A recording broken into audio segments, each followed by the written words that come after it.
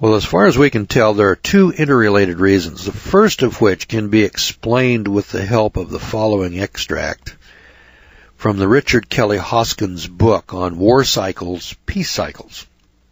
Here's what Hoskins said. When the Crusaders first left their homelands in Europe for the Crusades to the Holy Land, they took with them almost the entire circulating supply of gold and silver coins. This left the Western nations, England in particular, with no money. So in the year 1100 A.D., Henry I, the fourth son of William the Conqueror, ascended the throne of England, finding the treasury empty and his needs great. So he cast about for a source of income. Having wise advisers, he soon hit upon a plan.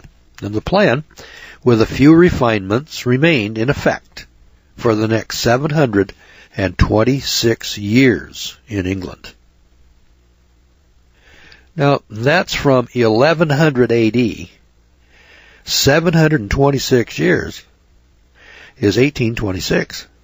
That's not too far back, boys and girls. And this system could be reinstated tomorrow. What he issued was tallies, spelled Tallies.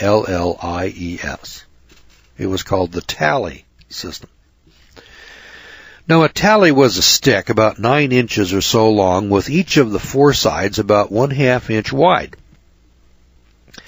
On two of the sides, the value of the tally was carved into the wood. And on the other two sides, the amount was printed in ink. Kind of like making money today. You just go out and make it.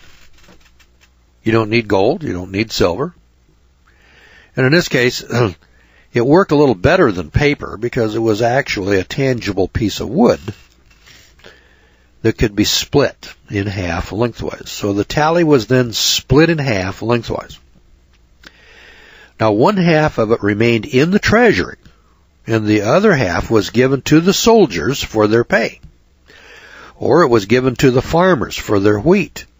Or it was paid directly by the government to the armorers for armor and to their laborers for their labor force. So if they wanted to build a road, they just paid whatever the cost was in these tallies. They just went out and printed it up. Just went out and made it. They used wood instead of paper. There's no gold in the treasury. There's no silver. There's nothing. The government just goes out and makes whatever money they want to make. And then they just pay whoever it is they need to pay with these tallies. That's what I just mentioned. Government can just print up the money that they want and go out and pay their bills. Buy whatever they want. They do it anyways. Then at tax time, they come up to tax time. Taxpayers were then required to bring in 1/2 of a tally to pay their taxes. So woe unto the man who did not have the required number of tally sticks. As a consequence, these intrinsically worthless sticks of wood were in great demand. Gold and silver coins were fine if you traveled abroad for a crusade or something. But at home, if you didn't have your tax tally stick at tax time, you were a goner. Now, upon receipt of a tally, the treasurer would immediately match the presented half with the half stored in the treasury. And they had to tally, which is what gave it its name, tally. It has to tally. Counterfeiters lost their heads. Actually, it was practically impossible to counterfeit a tally. You see, the wood grain had to match. The notches had to match. The numbers on the tally had to match, and the ink inscriptions had to match. Now, this could only come about if both pieces of the tally came from the same split tally stick. It eliminated counterfeiting. So there you have it.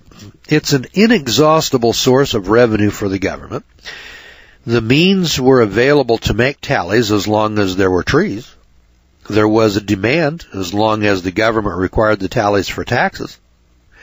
And the system flourished as long as tax evaders and counterfeiters were punished, and they always were. For 726 years, the system flourished, till 1826. Now, in the historical example described above, the government created strong demand for essentially worthless pieces of wood by requiring that all taxes be paid using these formerly worthless objects. Something that would otherwise have had no value, hence became very valuable.